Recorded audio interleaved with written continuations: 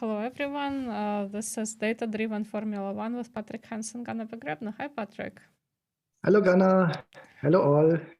So today we're discussing 1981 season. Yep, slowly continuing in the 80s. Yeah, with quite spectacular races this season. So indeed, yeah, looking forward to it. Yeah.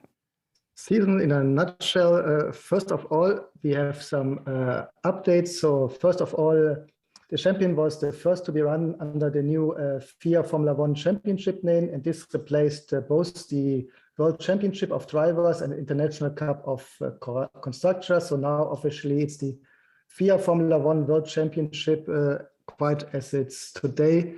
So you may say that with the 1980s, also with the change in politics, we are entering like the modern age of Formula One. Also now teams were now required to lodge entries for the whole championship. So it's not that you can start at some single races, maybe just the home Grand Prix to do some marketing, but now you have to compromise really for the whole year. And if not, there would be high fines on you. Mm-hmm. Yeah, I think and also, yes. Yeah, I think also it's probably important to mention that you know, if we look at sort of the data science of Formula One, we start seeing regulations that are being enforced by FIA from 1980s, and certainly you know, they shaped the way the cars look. You know, there are engine regulations, there are safety regulations. And yeah, so quite a big change for the sport overall. Yep, that's correct. And also now the FIA sets the prize money for all races. So it's not that anymore as before, as the prize money comes from the organizer of the weekend's race event. That's right. But you know, it's also important to understand that well, even though the budgets of the teams are not observable, a lot hinges on participation and advertisement revenues. So, so the prize money the prize money is substantial, of course, but it's probably not much compared to the advertisement revenues that the teams are getting. So. That's also something that we need to keep in mind. Yes, and including that for the smaller teams, the drivers, they bring in money. It's not that they're getting paid by the teams. That's right. Not this we already had, I think, since the beginning of the sport. The season in a nutshell, you see a lot of different names, so you may or maybe not conclude who will be the champion at the end of this year, because we see winning drivers: Alain Jones, Carlos Reutemann, Nelson Piquet, Gilles Villeneuve, Alain Prost, John Watson, and Jacques Lafitte. So a lot of different names, and this will be quite exciting. Yes, that's right. So let's find out who won. Yes. Correct. Same also for the constructors, as you see on the right. Interesting here, and we will come to this shortly also later again. With Ferrari and Toolman Hart, we have two additional teams who switched to the turbo engine.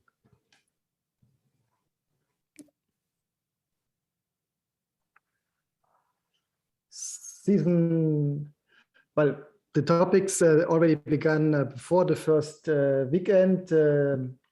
Lotus, as a team, which we discussed a lot over the time, always introduced new technical concepts, ideas, mostly related to aerodynamics. And also, this was the case this time. They developed a twin chassis, meaning that a chassis inside the chassis to maximize the airflow. The Lotus 88, designed by Colin Chapman and Margain Ogilvie, unfortunately FIA said, based on protests by other teams, that this construction wasn't legal. So the Lotus 88 was not allowed to start, and Lotus had to use the older and conventional Lotus 81, and with this, unfortunately, didn't play a role in the 1981 championship. Yeah, that's right. We have a special on Colin Chapman where we also discussed this issue. And we kind of talked about all ups and downs of Lotus in that episode. So check it out if you haven't seen it. Certainly, I mean, again, coming back to the start of today's episode, you have seen that we have now FIA regulations, and this is an example how FIA regulations really affected the outcome of the season. So, if it's a no-go in terms of design or construction of the car, then obviously you couldn't participate and had to go with a different model, perhaps inferior model and suboptimal to what you wanted. Mm-hmm. And with this USA, this time the beginning of the new year, Long Beach, California, victories for the two Williams drivers, number one, Alain Jones, and then followed by Carlos Reutemann, Nelson Piquet with the Brabham on the third position. Yeah, overall, as you can see, Williams kind of continued its good run with Alain Jones, who won the previous season. So it's kind of to be expected, and the usual suspects, the usual three suspects in the first race, except at the end of 1980, we had Alain Johnson, Nelson Piquet, then Carlos Reutemann. But here you have kind of a different sort of reshuffle of the same top three drivers. Indeed. We stay in the Americas. Now we're going south to Rio de Janeiro. No, sorry, it's Chacabuca. I'm not completely sure if this is Sao Paulo again. But anyway, same people on the first two positions, only switching positions. Now we have a victory for Argentinian Carlos Reutemann, then Alain Jones and Riccardo Patrese. Here started, let's say, the quite toxic relation between Reutemann and Jones, which may or may not have had an effect also on the outcome of the championship. Carlos Reutemann won the race, but he did so by ignoring pit signals to give up the lead to his teammate and let's say, more or less the official number one, Alain Jones. And due to this, Jones only went second and not really turned out as a good loser in this situation, meant he didn't went to the podium afterwards, which is also a requirement by FIA regulations. So I would assume he received a fine for not showing up at the podium after the race. Yeah, I just also want to remind everyone that we do have an episode on toxic relationships, where we discuss quite a few of kind of similar actually situations. Not quite to the extent that someone didn't show up to the podium at the end, but certainly ignoring team orders was very, very common theme in that episode. So do check it out if you have a chance. Yeah, but of course, I mean, it's somehow understandable, the behavior. I mean, Carlos Reutemann, it wasn't his home race, but in South America, and also already having such team orders in the second race, it's a little bit strange from the Williams side. Yeah, that's right. That's right. All right. And Argentina, again, we have Nelson Piquet and Carlos Reutemann with Alain Prost in the third. And quite a big race for Alain Prost, right? This was his first podium in yes, in first Formula podium for Alain Prost, and I'm sure he will have some more over the years. Also, on the other hand, last Grand Prix for home Grand Prix for last Grand Prix in general in Argentina until '95. This also, as Carlos Reutemann will retire after the year. I mean, he would retire. Well, he retired shortly. He took back his decision, started next year for Williams again, but after I think the first race retired again. So practically he retired after the season. Yeah, that's right. Yep. San Marino. San Marino, in the track Enzo and Dino Ferrari. So San Marino, as I'm sure everybody is aware of, very small country inside Italy. And due to this, the San Marino Grand Prix is in Italy, in Imola, which also, of course, is somehow a gift for the Tifosi to have practically 2 Grand Prix in Italy. And this was the first time for the San Marino Grand Prix, which should stay in the calendar for many, many years. Also, we see here the debut of Michele Alboreto. Results quite similar. Victory here for Nelson Piquet. Then we see Riccardo Patrese and third position, Carlos Reutemann. Mm-hmm. And if you're watching us on YouTube, you can see you can see the photo of Michele Alboreto with the Marlboro, right? with kind of a lot of the Marlboro branding. And we have to warn you that in 1980s, 1990s, you will see quite a lot of tobacco advertisement, not only on cars, but also during this, the kind of the ceremonies, right? So we basically will see a lot of logos of tobacco companies also on drivers' gear, and you should just prepare yourselves for that if you're watching us on YouTube.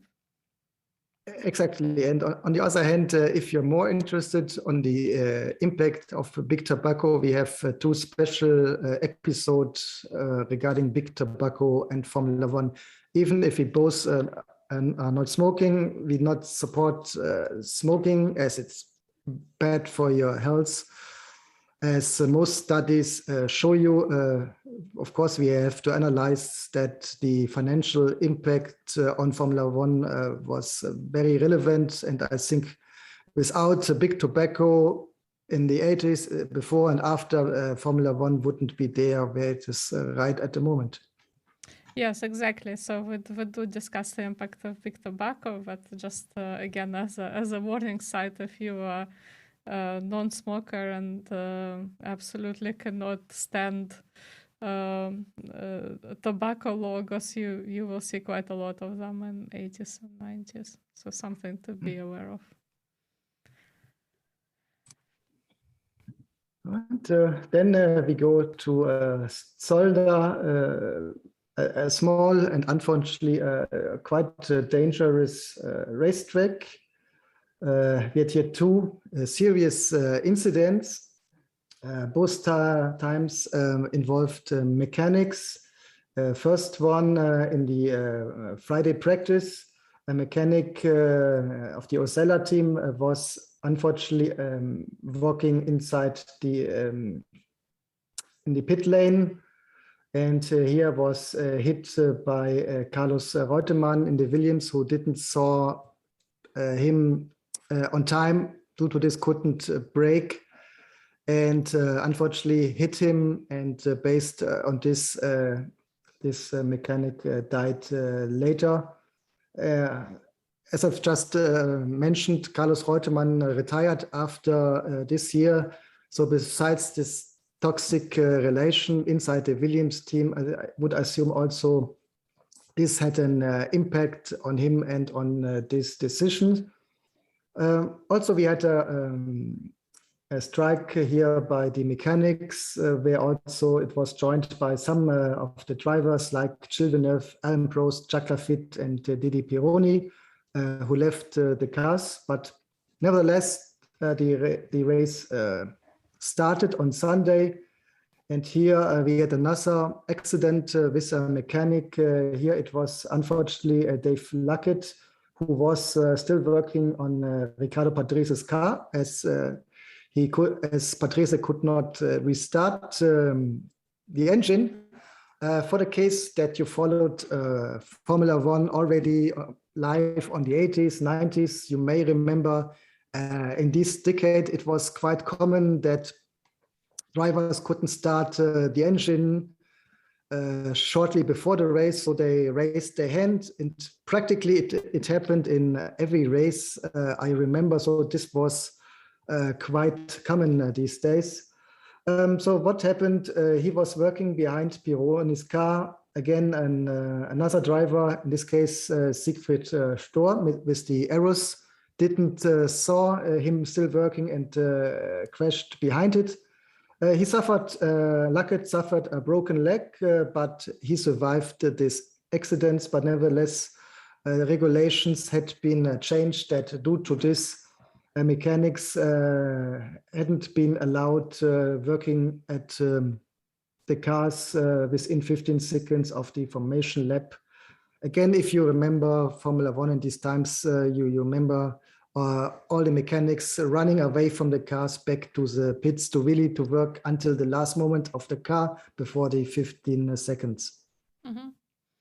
Yeah, and well, generally, I just wanted to make a note about Belgium. Belgium tends to be a very interesting race in most years because it rains.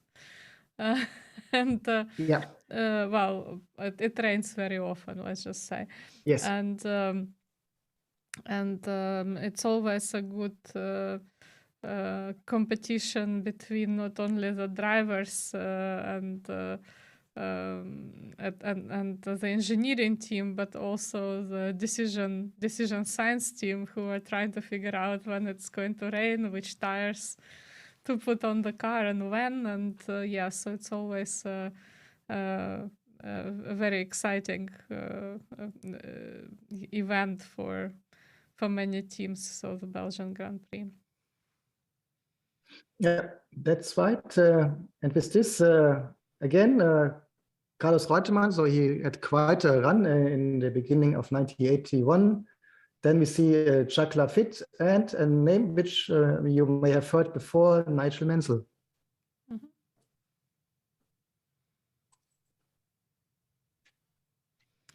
Monaco. I mean, we have, if you're watching us on YouTube, we have a very short note about this race on the screen. But actually, it's one of the most spectacular races of 1991 with Gilles Villeneuve. It's, I think, in many TV programs, when they show footage of kind of historical footage of Formula One, you almost, I guarantee you that if you've seen any historical kind of montage of Formula One, you've seen moments from this race.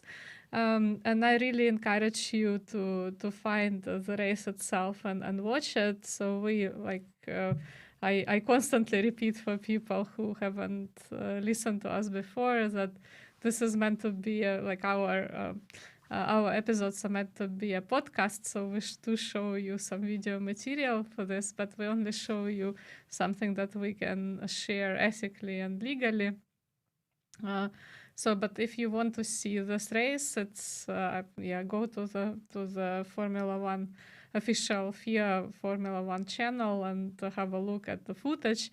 Why is this race so spectacular? It's basically very cool, kind of very cool point at which Gilles Villeneuve kind of showed his his all might, as his nickname was the Aviator. If you didn't know, so he was quite a quite a like animal spirit, and quite a wild driver in Formula One.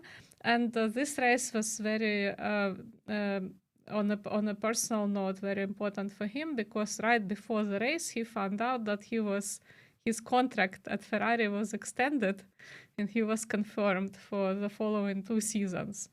And it was a big deal, and obviously, he drove, I think, that really inspired him to drive really, really well. And it's an absolutely spectacular race, so you need to really see it. And as we have noted here, and if you're watching us on YouTube on the slide, this was also a first victory for a modern turbo engine at Monte Carlo, and it's just such a fantastic, spectacular race with twists and turns, and people overtaking each other, and finally Gilles Villeneuve coming at the top of this whole competition. So it's absolutely fantastic, and do have a look at it. So it's kind of classical Formula One at its best, really. That's right. So if you want to watch it, I know on the Formula One service, they have an archive of many classic races. I don't know if this particular one is included, but due to the importance, I may imagine. Yeah, so certainly, you can definitely watch kind of the short version at the official FIA Formula One channel. I believe Ferrari has it in some form on their channel, and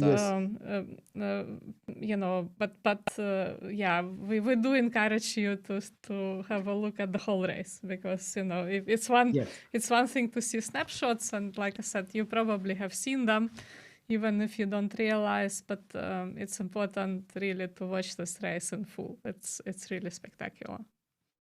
Exactly. And so Gilles Villeneuve really had a run, motivated to the renewal of his contract. And so also in Spain, a victory for him. Second, Jacques Laffite, and then John Watson. And we had been at Jarama, and this was the last time we had been racing Formula One in Jarama, Spain.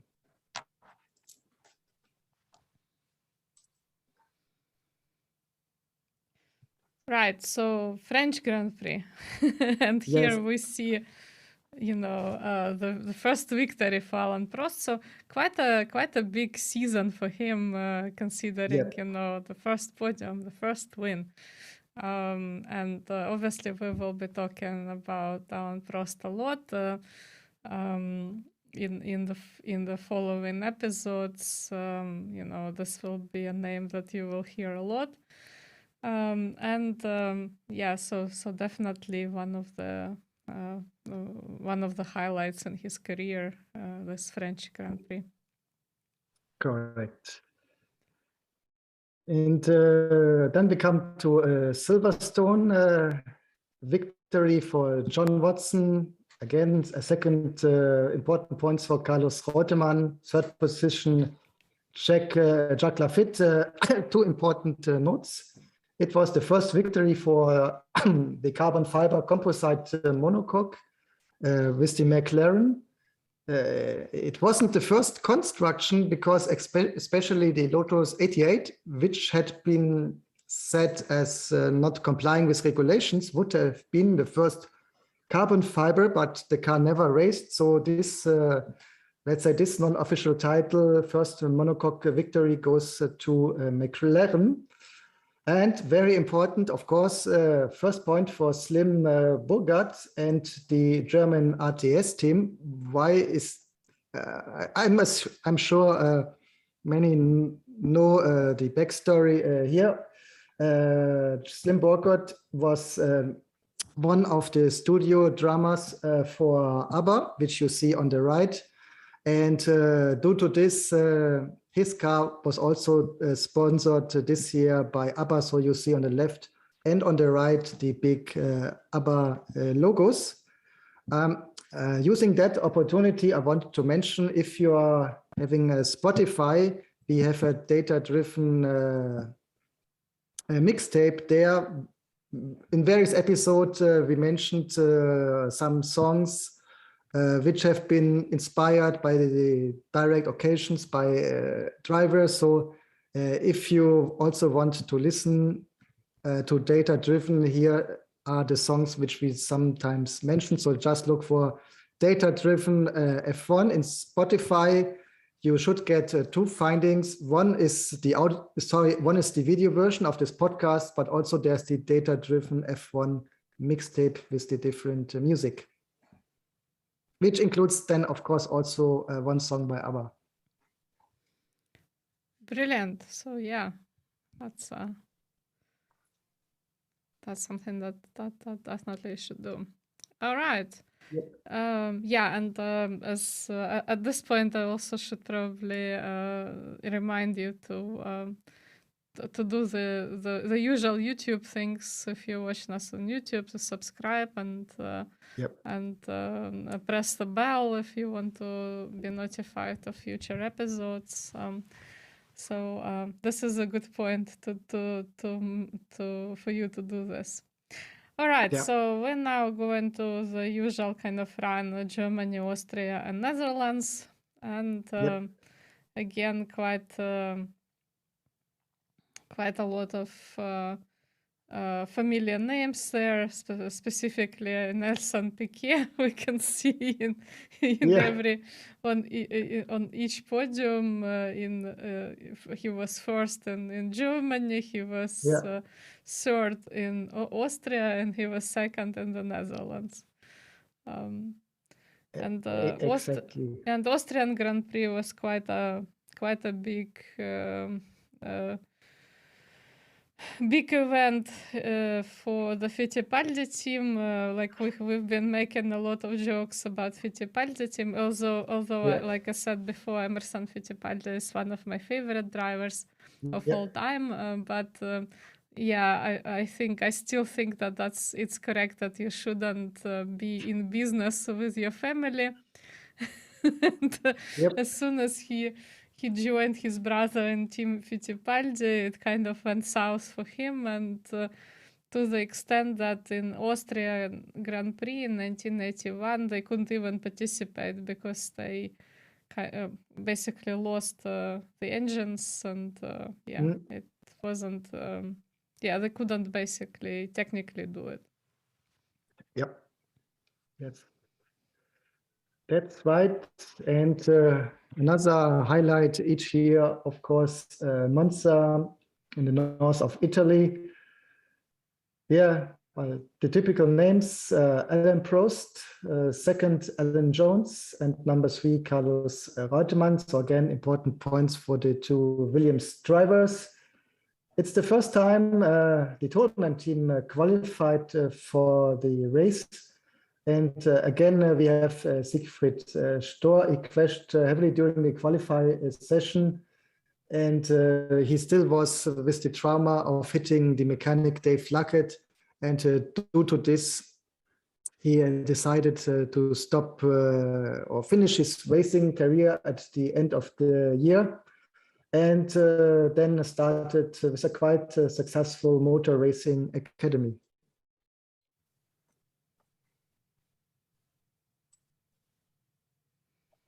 Yeah, Canada, another very cool place to race. A lot of times we have rain in this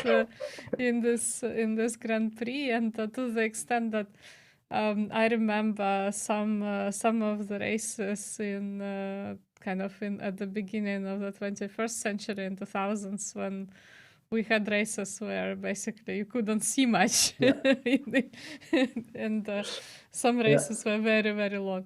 But in any case, so this was a very interesting race, because if you're watching us on YouTube, you can see that it was raining. It was quite a big definitely quite a big deal. So the Jacques Lafitte was absolutely fantastic with his driving. So again, one of the highlights of the season, this race. And if you have a chance to watch it, I also want to encourage you to do it. It's also very exciting race. Again, historical race and. In Formula One championship, and at this point it was basically like the end of the intrigue, at least in the constructor championship, because Williams came on top, and at this point we also heard from Alan Jones that he is going to retire. Exactly. Well, just to add to the statistics, this was the last victory for Jacques Lafitte, also the last victory for Ligier for a long time, until 1996. And interesting rumors, Niki Lauda should have tested for the McLaren team. Yeah, and it's amazing how Niki Lauda lasted so many years, and basically after everything that happened, he just kind of kept going and going and going, and we yet have to do a special one about him, but I'm really looking forward to this. I think that would be an interesting episode. Correct. We still have some time, as maybe he will return, and but there will be definitely a special about Niki Lauda. Yeah, because I think so personally for me, my experience in Formula One was mostly watching RTL, which was a German German coverage of Formula One. Yeah. And Niki Lauda was always present there. So in every single episode, he was commenting on something. Exactly. And later on, he became the official commentator, not directly commentating the race itself, but analyzing the race incidents. And as you know, Niki Lauda always very direct, often not very polite, but very precise, very direct. So always great to listen to his analysis. Yeah, and very data driven. If we have one data driven driver, that's definitely Niki Lauda.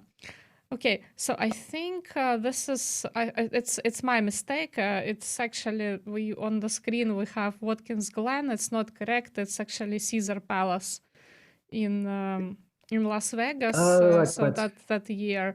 I just remember very vividly that race. It was definitely in October. I don't remember the exact date, but it was in October 1981.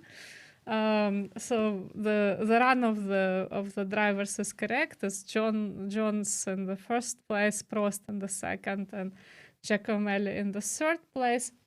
Yeah. But the race happened that year in Las Vegas, and it was a Caesar Palace race.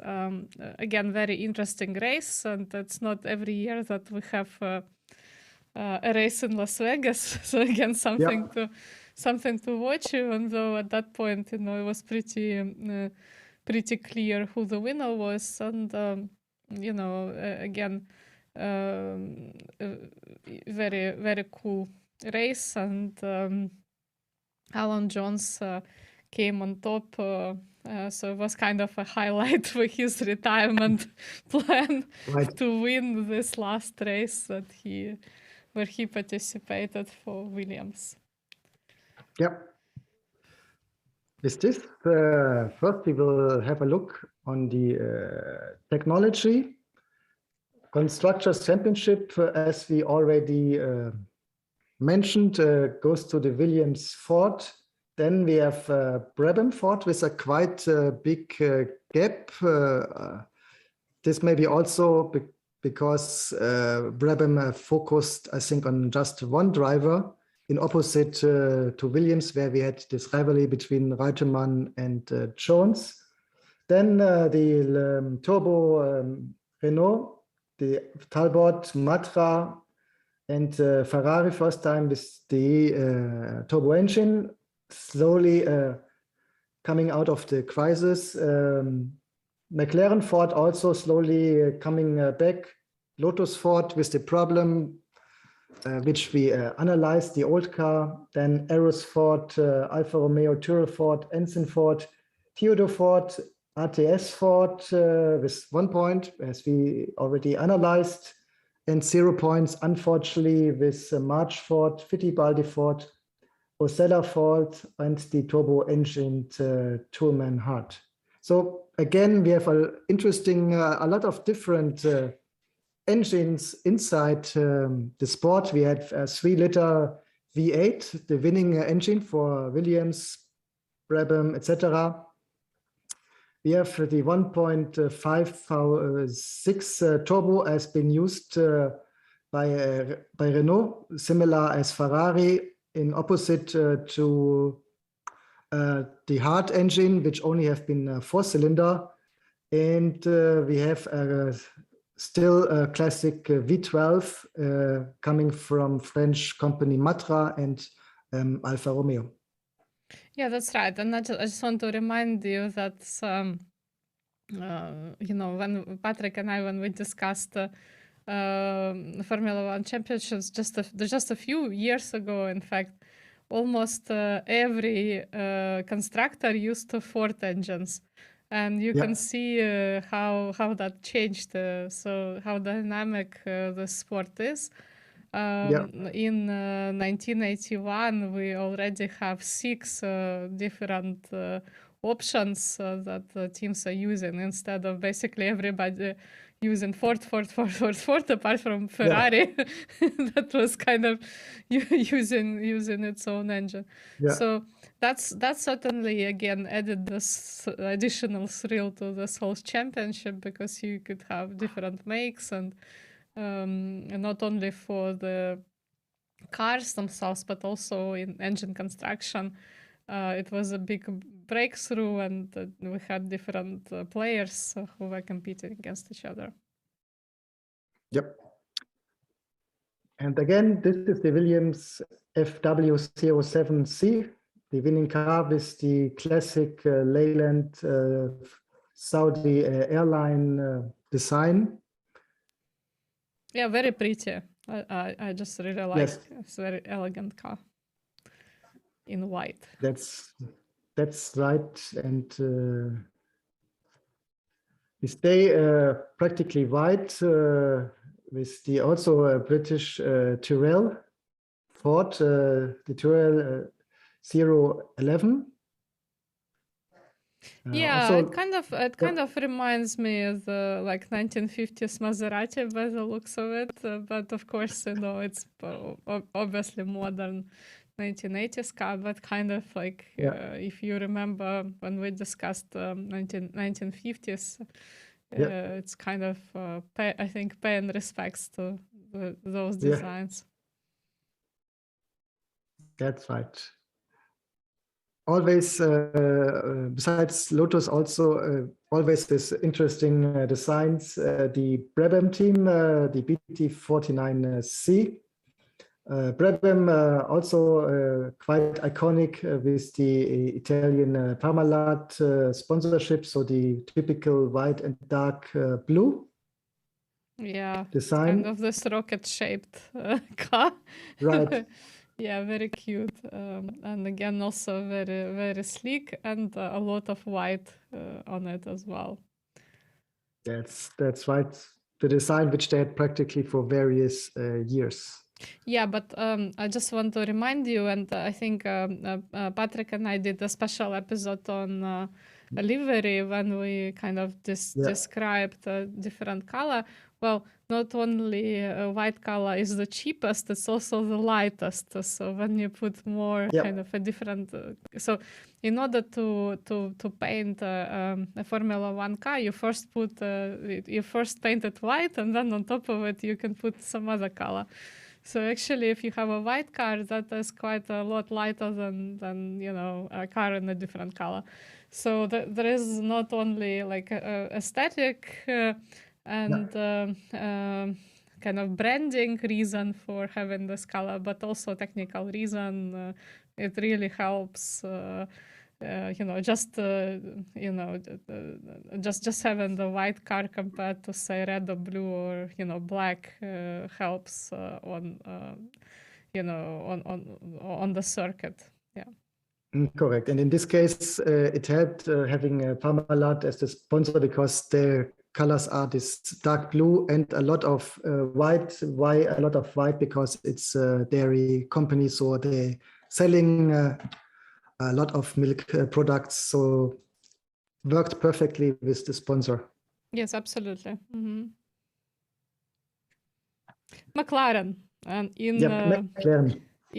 Again, a very familiar orangey red and white with Marlboro branding. Yep, and a lot of white again. Yeah. Yep, the car will slowly help the team coming back on track. Of course, also attracting talented drivers as Alain Prost, maybe Niki Lauda. So the beginning, let's say, of a return back to success for the McLaren team. That's right, and I think many of you who follow the history of Formula One remember this design and this car. Yeah, right. Yeah, ATS. Very good. Actually, I do like this car. It's in terms of I think in terms of aerodynamics, it was quite an interesting design. Obviously not very successful on the circuit, but it is an interesting thought. I think the reason why it kind of was it really kind of tanked in races was because it's kind of this more of an American style design, right, for the straight for straight circuits and not so much for curvy circuits, but certainly really cute mustard color and looking different compared to the sort of whitish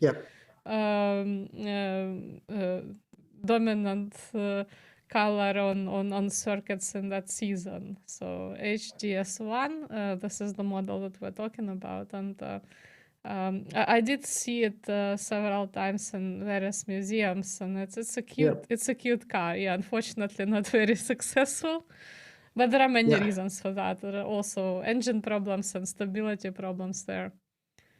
That's correct. And by the way, the car behind, this is not a Toyota, so we not changed history. Toyota only had been a sponsor. There was no Toyota engine in the 80s, at least. Yeah, Toyota actually is a very interesting case when we will have Toyota in Formula One, and we will discuss it. And one of the coolest things about that team was that they ran by far the largest budgets in Formula One. But and this is again a story that you can have a lot of money put into the car and still not win the championship. So it's also about the speed of decision making. So when we get to discuss Toyota, we will actually talk about this, why it wasn't in the end successful despite huge budgets. Because I hear it very often when people argue, Ferrari kind of is on top, or someone else like Mercedes is on top simply because they have large budgets. That's not correct. I mean, it helps to have a large budget, don't get me wrong, but it's not actually buying you the victory. Lotus. That's correct. Yep, Lotus in the typical John Players special black gold livery. Unfortunately, last year's car, and due to this, not really a competitive team in 1981. Yeah, that's right. They had to kind of change back to the previous model, and but at least it looked different again in terms of the branding and colors. Right. That's true. And coming back to more yellow, but this year yellow with a lot of white for the various reasons, as we discussed, a little bit of black, designed into the typical Renault logo, the Renault RE30, as we see it here.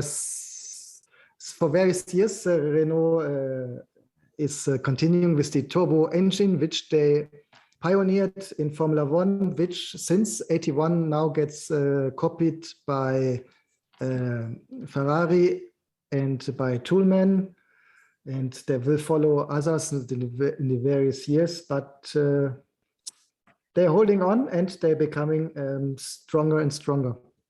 Yeah, and you can tell that Renault is looking quite different from everything else that we've seen. So again, if you're watching us on YouTube, you can immediately see the differences. Yep. Next team, the Alfa Romeo 179B with the huge 3-liter 12-cylinder engine. Yeah, probably was quite a difficult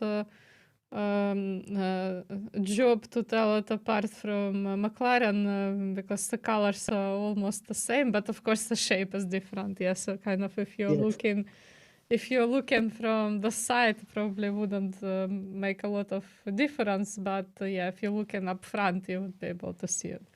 Yeah, if you're watching as well, please think how you watched races in the 1980s.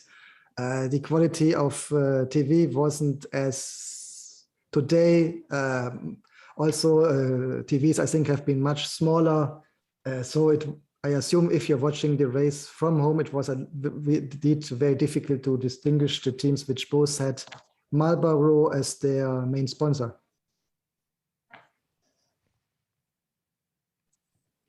And also consider beginning of the 80s, a lot of TVs still had been black and white.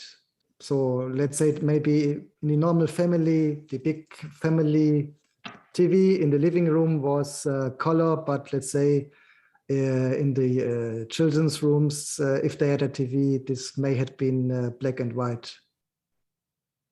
That's right. Well, I still remember TV in my parents' house in the kitchen, which was like really tiny and black and white. Right.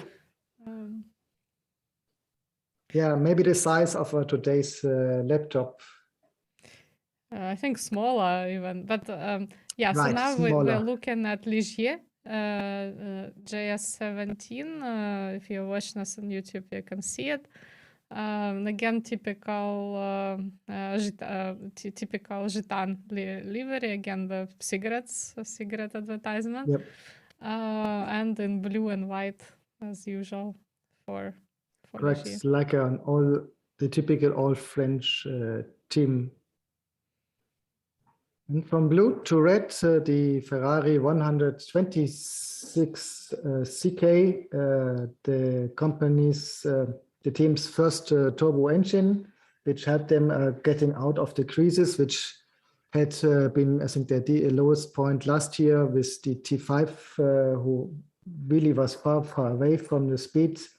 So now this became much better and also gave 2 victories to Gilles Villeneuve. Yes, and notice how it's looking different from the other cars. Again, Renault and Ferrari looking really different. If you consider the turbo engine and basically the outlook of the car is then completely different. Yeah, much more edgy in comparison to, for example, the Aeros A3 as we see it here. Yeah, that's right. And that's the last car. We cannot show you all cars because we don't have photos where we have the rights from all the teams, especially a lot of the smaller cars. We don't have a photo which we can present for this year. So we don't show all of the cars. Yeah, but again, I just also want to say to come back to Ferrari and say, well, you see that Ferrari doesn't have the cigarette like the prevalence of the cigarette advertisement, and that's because as Patrick explained to us in the special about Enzo Ferrari. So Enzo Ferrari passed away in 1988, and we're still in 1989. And as we know, he said that my cars don't smoke, and he was really against putting any going into partnership with any cigarette company. That of course changed after his death, but at least when he was there, we didn't see advertisement of cigarettes on Ferrari. Correct. And beginning of the 80s, I mean, it was still quite common, even that Formula One drivers had been smoking. The team managers, of course, so most of the people, maybe you may say inside the sport, have been smokers, in opposite to Enzo Ferrari, who also was a non-smoker in the early 80s.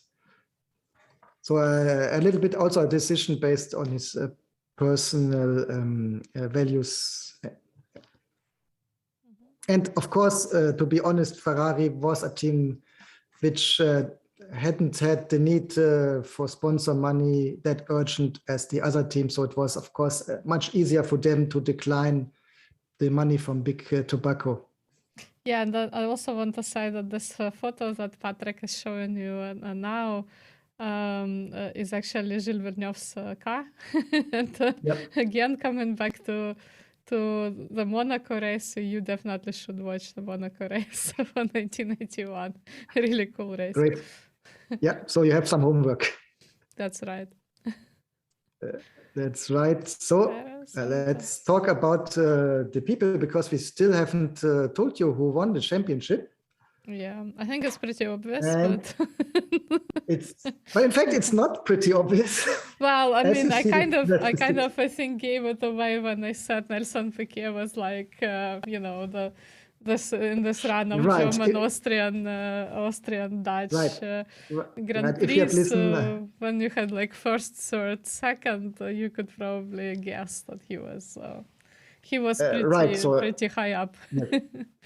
Yeah, so right, if you have listened between the lines, you understood it, but that's purely on the points. There was only 1 point difference, and relevant here was the points from the last Grand Prix, because Carlos Reutemann was leading the championship until Canada, but unfortunately, as he didn't score any points in the US, Nelson Piquet could take him in the last race, and due to this, Nelson Piquet got the championship. And you may argue, of course, that this also not only had been based on Piquet's talent, but also on team strategy, as Brabham focused on this one driver, while in Williams we had quite a rivalry between Reutemann and Alain Jones. And this, for example, interesting also this statistic, you see that many times Carlos Reutemann or Alain Jones had scored more points than Nelson Piquet, but as there have been this internal rivalry and no team orders or no effective team orders, neither Carlos Reutemann nor Alain Jones got the points to win the championship, even if they had been very close. Yeah, I mean, I think really it was a strategic mistake on the part of Williams, because they probably should have concentrated on Carlos Reutemann's car going into this Caesar Palace race. So, but I think they got a little bit too relaxed, considering that they won the constructors by that time. So perhaps it just had something to do with that. And notice this is why it's so interesting when we look at the difference between constructor championship and the driver championship, right? So the constructor championship does not necessarily coincide with the driver championship, and this is why it makes it such a cool sport to follow. And but like my interpretation of this is just basically Williams team screwed up here. They should have put in more eggs into the basket of the leading driver. Because even with the win of Alan Jones, it was it was kind of predictable that if Nelson Piquet scored any points, which he wasn't in the top 3 in the US, but still got a few points. So so for Alan Johnson was quite difficult to catch up with him, while Carlos Reutemann could have won the season. Yeah, but let's say maybe from a Williams point of view, it was quite non-predictable that Reutemann should have so many problems in the second half of the season. I mean, if you just see the last 4 races, 3 out of 4 races, he had 0 points, just got 4 points in Italy. So maybe they didn't predicted such unhappy outcome for Reutemann regarding points. Yeah, but I still think it kind of going into the last race, it was they knew the point totals, so yes, I think they should have I personally would have put the emphasis on the driver who is more likely to score for them. To score a championship for them. So yeah, I mean, it's still not not an obvious strategy for me why this was kind of the last race played out the way it did. Okay, and I mean, so here we have the 3 people we have been talking about. Same 3 as we had last year, right? But in different order. Right, and just what I wanted also to mention, both Carlos Reutemann and Alan Jones, relatively older than Nelson Piquet, and both of them would retire after this year. So also a change of generation. Yeah, that's right. And this is a little bit a shame for Williams, who kind of lost 2 top drivers in the same year. Yeah.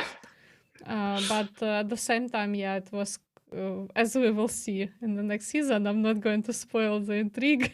Who is going to drive for Williams in 1982? Yeah. You can I'm sure look it up, but it's also an interesting combination that they will come up with, as we will see. Yeah. That's right. Then the next positions, Jacques Lafitte, Ligier, Alain Prost for Renault, and John Watson for McLaren. Yeah, again, also here, 2 different generations. Yeah, again, remarkable season for Alain Prost. We should say that. And as we are going into 1980s, 1990s, of course, we will talk about Ayrton Senna and Alain Prost. And but this is absolutely, I think, a very successful year for Alain Prost as a year of his debut in Formula One. Absolutely remarkable, yeah. And then Gilles Villeneuve for Ferrari, De Angelis for Lotus, and René Arnoux with the second of the Renaults.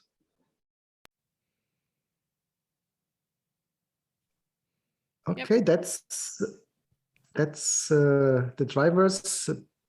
Speaking again, as always, about behavior. Yeah, I mean, of course, I think we already sort of mentioned all the notable characters. Definitely, again, I will mention Alain Prost here, and Gilles Villeneuve, of course, and the duo of drivers from Williams, right? So Alan Jones and Reutemann. So yeah, this would be probably the characters.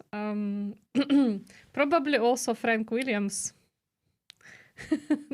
should be on the list. A notable wins again for me, it's Gilles Villeneuve in Monaco. Maybe other people probably would disagree, but still very remarkable race. Yeah, again, not sure about notable accidents. We mentioned quite a few, quite a few, fatal incidents for mechanics, and those are like, I think all. I'm not sure whether we can pick one. Yeah, I agree with you. And the notable strategies, as we discussed. Notable failures in strategy, I would say. or notable failures. Notable failures from Lotus, right? Notable failure from Williams, definitely. But on the positive side, of course, the strategy at Brabham completely worked out, because maybe they didn't had the strongest car in direct comparison with the Williams, but with focusing on the highly talented Nelson Piquet as their number one driver. I mean, perfectly worked out with 1 point difference. Yeah, a lot of interesting strategies that year, and also with turbo engines and experimentation. Yeah, definitely quite a few teams could be mentioned here. That's right.